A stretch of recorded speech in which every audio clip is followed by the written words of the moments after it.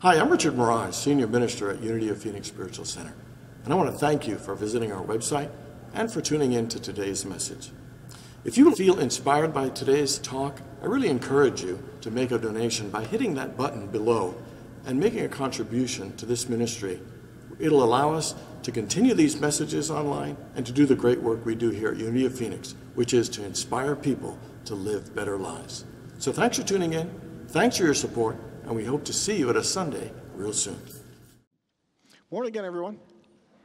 And a shout out to everybody who tunes in and watches us online. Dear Diary, for my 45th birthday this year, my wife purchased a week of personal training at the local health club for me. Although I'm still in great shape since playing college football 25 years ago, I decided it'd be a good idea to go ahead and give it a try. I called the club and made my reservation with a personal trainer named Minty, who identified herself as a 26-year-old aerobics instructor and a model for athletic swimwear. My wife was very pleased at my level of enthusiasm to get started. The club encouraged me to keep a diary to chart my progress. Monday, I started my day at 6 a.m. Tough to get out of bed, but it was well worth it when I arrived at the health club to find Mindy waiting for me. She was something of a Greek goddess, with blonde hair, dancing eyes, and a dazzling white smile. Woohoo! She took my pulse after 5 minutes on the treadmill, and she was alarmed that my pulse was so fast. But I attributed it to the fact that I was standing next to her in her lycra aerobics outfit. Mindy was very encouraging as I did my sit-ups, although my gut was already aching from holding it in the whole time she was around. I enjoyed watching the skillful way she led her aerobics class after my workout. Very inspiring. This is going to be a fantastic week. Tuesday, I drank a whole pot of coffee before I could finally make it out of that door. Mindy made me lie on my back and push an iron bar into the air, and then she put weights on it. My legs were a little wobbly on the treadmill, but I finally made the full mile. Mindy's smile was a reward that made it all worthwhile. I'm feeling great. It's going to be a fabulous week. Wednesday, the only way I could brush my teeth was to lay the toothbrush on the counter and move my head back and forth. I believe I have a hernia in both pectorals. Driving was okay as long as I didn't have to steer or stop. I parked on top of an Austin Mini, and Mindy was a little impatient with me, insisting that my screams were bothering the other club members. Her voice is just a little too perky for that early in the morning for me, and when she scolds, she gets a nasally whine that I find very irritating. My chest hurt when I got on the treadmill, so Mindy put me on the stair monster. Why would anyone invent a machine to simulate an activity rendered obsolete by elevators? Mindy told me that it would help me get in great shape and enjoy life, and then she said some other nonsense as well. Thursday, Mindy was waiting for me with her vampire-like teeth exposed. Her thin, cruel lips were pulled back in full snarl. I couldn't help be a half hour late. It took me that long just to tie my shoes. Mindy took me to work out with dumbbells, and when she wasn't looking, I ran and hid in the men's locker room. And then she sent Lars to find me. And as a punishment, she put me on the rowing machine, which I sank. Friday, I hate Mindy. I hate Mindy more than any other human being has hated another human being in the history of human beings. Stupid, skinny, anemic little cheerleader wannabe. If there wasn't a part of my body that I could move without unbearable pain, I would throw her in a locker and lock her in for good. Mindy wanted me to work on my triceps. I don't even have triceps. And if you don't want dents on the floor, don't have me barbells or anything that weighs more than a sandwich. The treadmill flung me off, and I landed on a health and nutrition teacher. Why couldn't I land it on someone softer, like a drama coach or a choir director? Saturday, Mindy left me a message on my answering machine in her grating, shrilly voice, wondering why I didn't show up today. Just hearing her voice made me want to smash the voicemail machine with my planner. However, I lacked the strength to even use the remote control and ended up watching 11 straight hours of the Weather Channel. Sunday, I am having the church van come pick me up today for services. I want to go and thank God that this week is over. I also want to pray that next year my wife chooses a gift for me that's a little more fun, like a root canal or a vasectomy. Okay. All right. So, how many people here want to be more physically fit, to feel healthy and have more energy? How many people would like that? And how many people, even though you want that, would admit that you have a hard time staying on an exercise regimen and doing your exercise? How many people would say that you could also eat a little healthier than you eat? How many people would say you could do a better job getting a little more sleep and rest than you do? How many people would say you could do a better job drinking water and staying as hydrated as you should? You know what's interesting? The Wall Street Journal did a study, and they asked 100 questions to the most successful people. They asked them the same questions, and there was one question that they all answered exactly the same, and the question was this: if you could have done anything differently in your life, what would it have been? And every one of them said, I would have done a better job taking care of my health. That as successful as they got, many of them weren't as healthy. They didn't have the level of energy, and they all came to realize that all the money in the world cannot replace the level of health and energy of your body. You know, there's overwhelming evidence that shows that exercise is good for us, that exercise improves our levels of energy, it helps our immune system, it helps us be more productive and active, it gives us greater confidence, you miss less days of work. I mean, there's all kinds of positive things about exercise, and we all know it. We all want healthier bodies, we all know that exercise is the key to it, and yet the United States is one of the countries that leads in overeating and under-exercising. 35% of Americans are overweight. The Center for Disease Control says that 43% of Americans have the level of cardio that we should have, 22% have the level of physical strength we should have, and only 18% actually has both. Not only are adults not exercising enough, but even our children are not exercising enough. So it's an interesting thing that while we all want greater health and energy, while we all know that there are benefits to exercise and all the things we should do, it is amazing how we don't do most of them. The Apostle Paul once said these words, "My own behavior baffles me. I find myself doing things that I know I shouldn't do and not doing things I know that I should." Anyone relate to that in any way? So today we begin our 30-day fitness challenge. And we're doing this fitness challenge to have physical fitness, mental fitness, emotional fitness, and spiritual fitness. And the reason we're doing it, because these are the 4 pillars that make the foundation for a better life. That if you want a better life in any area, whether it's relationship or financial or career, whatever it is, you need a strong foundation. And to be physically fit, mentally fit, emotionally fit, and spiritually fit is the foundation and the launching pad for building a better life and living a better life. So today, we are going to start with physical fitness. Even though we're doing all 4 of them every single day, we want to focus more on understanding what it means, what physical fitness really means, and how we go about attaining it.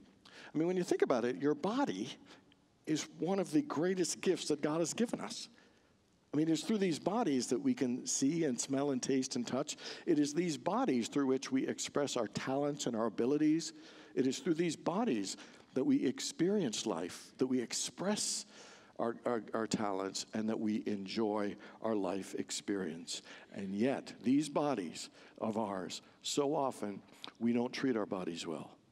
We don't give it the time and the intention, and often ignore it and not really honor it in the way that we should.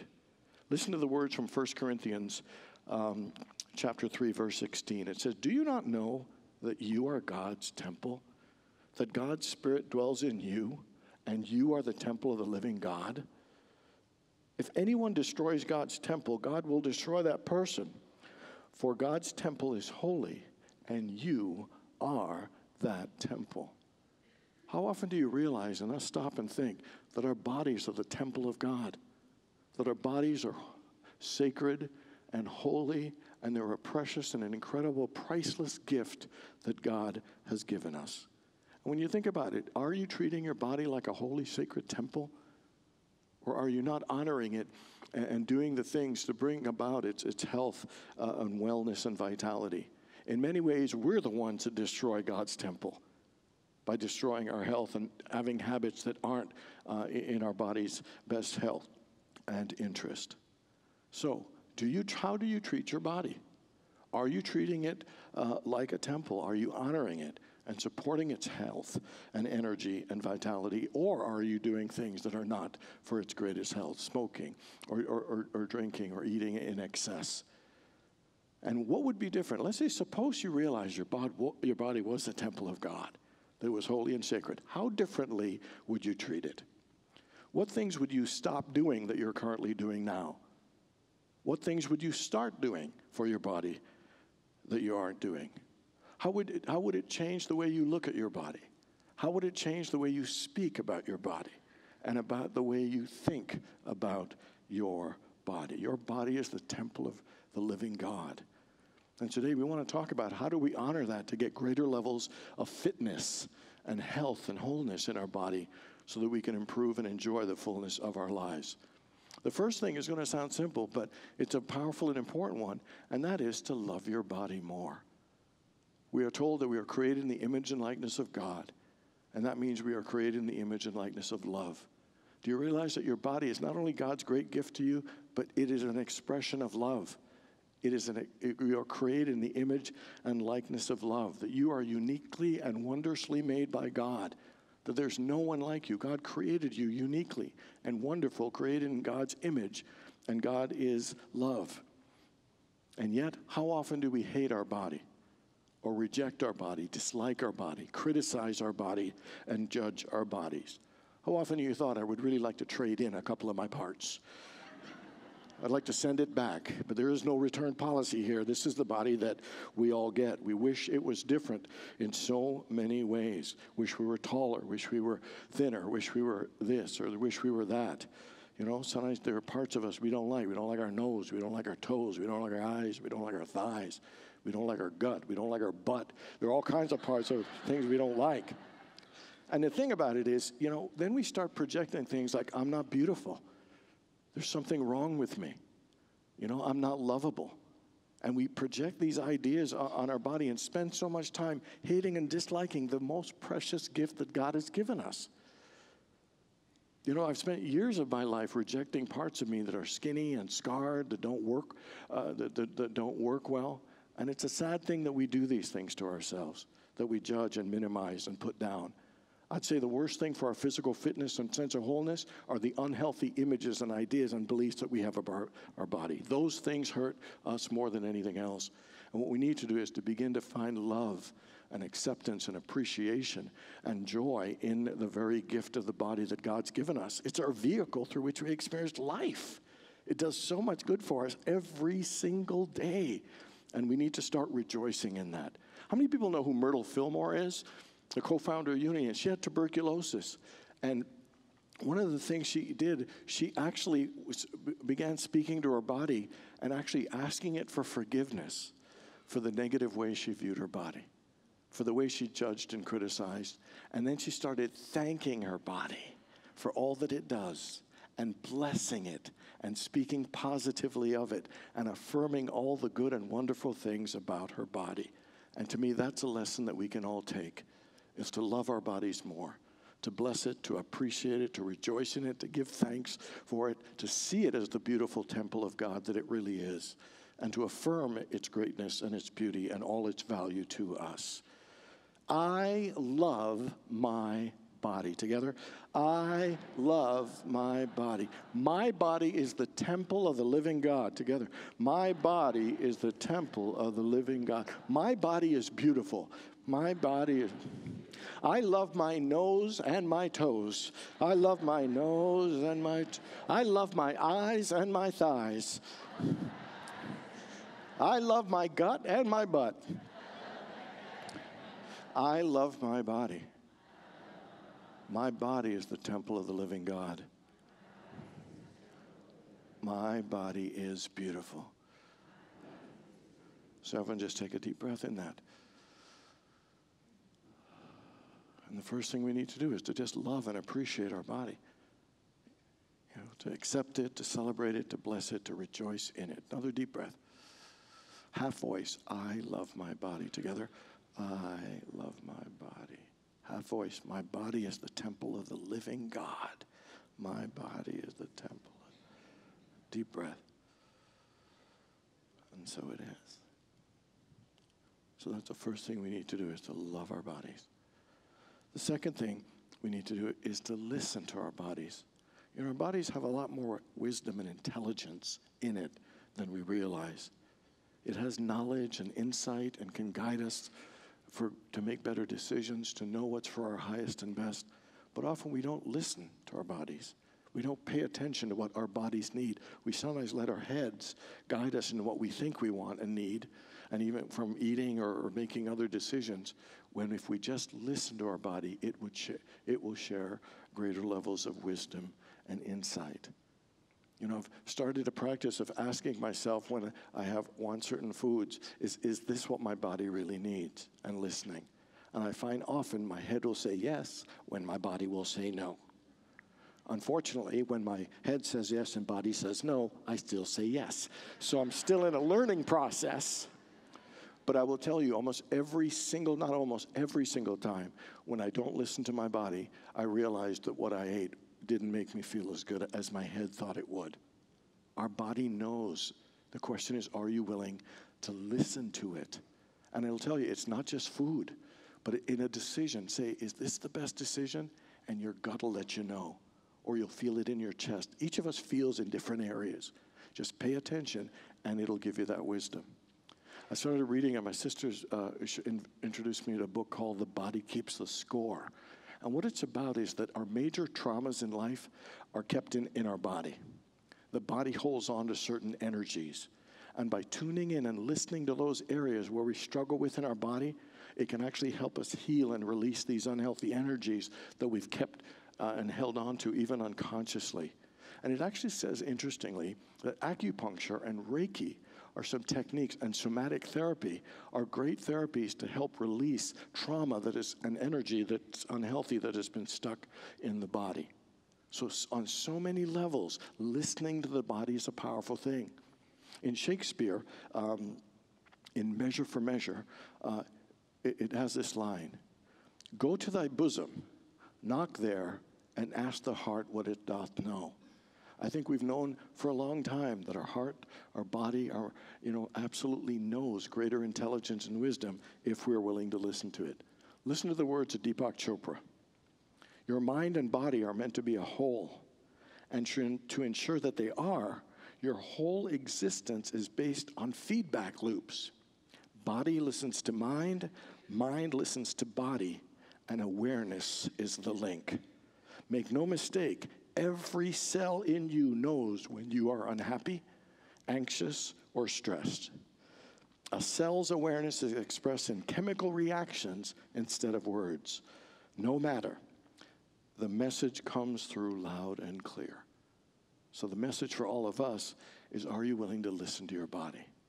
To tap into that intelligence that's within us to guide us, whether it's from eating food or making a decision or some area of trauma in us that needs to be healed, and old energy that needs to be released. And the final one is to take care of your body. To take care of your body. And the first thing is for us to exercise. How many people don't like to exercise? I've got a friend, he once said, when it's time for me to exercise, I just lay down until the feeling goes away. I have another friend who said if God wanted me to touch my toes, he would have put them right next to my knees. And so I think there are many of us who do that. The thing is, a lot of us don't like to exercise, but the truth is, like Nike, just do it. The fact is, you have to do it. We all know the positive results and benefits of it, and we need to just do it. How many people have heard of Gary Player, the great South African golfer, incredible guy, 82 years old, still to this day, 1,000 sit-ups and push-ups a day. 1,000. They call him Mr. Fitness. He says, fitness and the proper diet are the reasons that I am successful. He said, if I had not taken care of my body with this strict regimen, I would probably be dead. He said, I'm now turning 80, but I'm feeling like I'm 40. I came across a bodybuilder, 80 years old, a Japanese body, looking ridiculous for an 80-year-old. And guess what? He only started when he was 50. That's kind of later in life. I saw a lady who was a bodybuilder, 71 years old. Exercise at any age and stage of your life always helps. It's not too late to start moving. It's not too late to start exercising, walking, hiking, biking, racquetball, pickleball, whatever it is you want to do, any kind of exercise. And you know, it works by universal law. You notice that the less you do, the less energy you have, and the more you exercise, the more energy you have. It's a principle that when you move that life energy and that life force, guess what? You're blessed with more of it. And then when you do less, you have less of it. To he who has, more will be given. And to he who has not, even that's what they have will be taken away.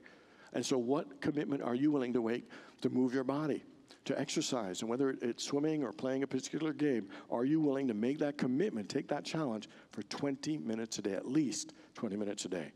Second thing is about eating. How many people know you could eat way healthier than you're currently eating? Okay, I think we all know that. Here's what, instead of saying, hey, I'm going to overhaul my whole diet, what's one thing you'd let go? You know, is it French fries? Is it cheeseburgers? Is it ice cream, chocolate cake? Is it alcohol? But what would one thing you know that's not really healthy for you that you'd let go? And then the other one is, what healthy thing would you start eating? Maybe a salad a day. You know, I like avocados and red peppers. You know, but whatever it is, what's something you like that you know is healthy that you'd be willing to add to your diet? And the third one is, how committed are you to getting good sleep? You know, sleep is restorative and healing to us physically, to us mentally. I mean, and the good evidence is when you're sleep deprived, you feel horrible. You can't think or make good decisions. So getting sleep is one of the most powerful things. And are you willing to take that commitment? So a couple of years ago, Richard Rogers and his wife and a friend of mine did this fitness challenge called Game On. That's where this idea came from. And it really got me excited and jazzed. And you know why I think these 30-day challenges get people jazzed? For two reasons. One, I think we all know at a deep level that there's more potential in us than we actually have allowed ourselves to bring forth. How many people know there's more fitness potential in you than you've let happen? We all know that. And the other reason we like these challenges, because we actually want a better life. The reason we get excited about this is because we want a better life. And so my encouragement to you is take this challenge on for you. You know, make a commitment to know that you can bring forth something greater and you can create a much healthier life. And we're going to do all four of them, but I want you to focus on your physical fitness. Love your body. Honor it in a great way. You know, listen to it, and then take care of it with good exercise. Do you know the more you honor your body temple, the more you honor your soul, the more you feel connected to God, the more you open yourself to be a channel for light and love and for God to do great things. Somebody once said that God can only do for you what God can do through you. So the healthier you keep your body temple, guess what? You're allowing God to do more good through you. And not just health, energy, and vitality, but wisdom and inspiration and creativity and actually making a greater difference in life. So my question is, are you ready to take on this challenge? Are you ready to become more physically fit? Are you willing to be your best self? Are you willing to live your best life? Because if you are, all I need to say to you is, game on. God bless you, everybody.